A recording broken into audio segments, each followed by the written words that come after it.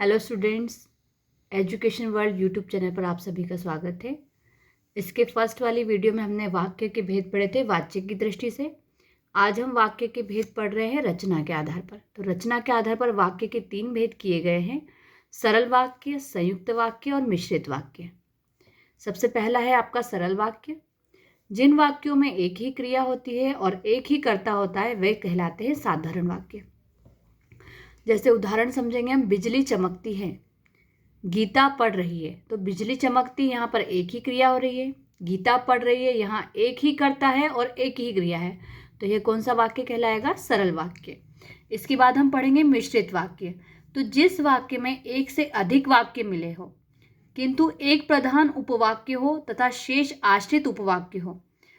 कहने का मतलब है कि एक मेन वाक्य होता है, इसमें एक मेन इंपॉर्टेंट वाक्य होगा, दूसरा उसी के ऊपर डिपेंड वाक्य होगा, उसे कहते हैं मिश्रित वाक्य। ठीक है।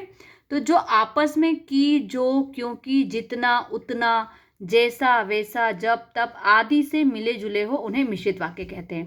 कहने का अभिप्राय यह है कि इनमें जो 2 वाक्य होंगे वो या तो इस प्रकार के शब्दों से जुड़े हुए होंगे कि, जो, क्योंकि, जितना, उतना, इस प्रकार के शब्दों से वो जुड़े हुए होते हैं।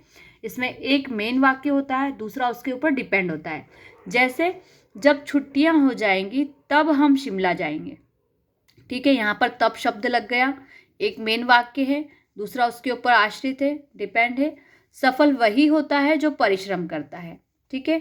जैसे ही परीक्षा समाप्त हुई वैसे ही हम घूमने चले गए।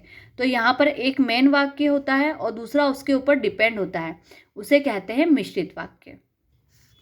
अब हम पढ़ेंगे संयुक्त वाक्य के बारे में।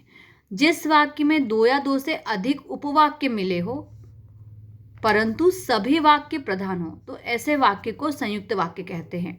इसमें बताया गया है कि जिस वाक्य में 2 या 2 से अधिक उपवाक्य होते हैं और दोनों ही प्रधान होते हैं, ऐसे वाक्य को हम संयुक्त वाक्य कहते हैं। और यहाँ पर 2 वाक्य जो होते हैं वो और के द्वारा जुड़े हुए होते हैं। जैसे लिखा है, वह सुबह गया और शाम को लौट आया। तो वह सुबह गया और शाम को लौट आया, 2 वाक्य यहाँ पर और के द्वारा जुड़े हुए हैं। अक्षय ने खाना खाया और सो गया।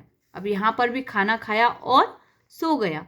ठीक है, तो ये कहलाते हैं आपके संयुक्त वाक्य। अब इसी प्रकार से कुछ क्वेश्चन बनकर आते हैं कि सरल वाक्य से संयुक्त वाक्य बनाना कैसे बनाएंगे। कि एक सरल वाक्य दिया गया है और उसको संयुक्त वाक्य में परिवर्तित करना है। लिखा है, माँ ने घर आकर मिठाई बनाई। अब इसको आपको बदलना है संयुक्त वाक्य में। तो हम लिखेंगे, माँ घर आई और मिठाई बनाई। ठीक है, बन गया संयुक्त वाक्य।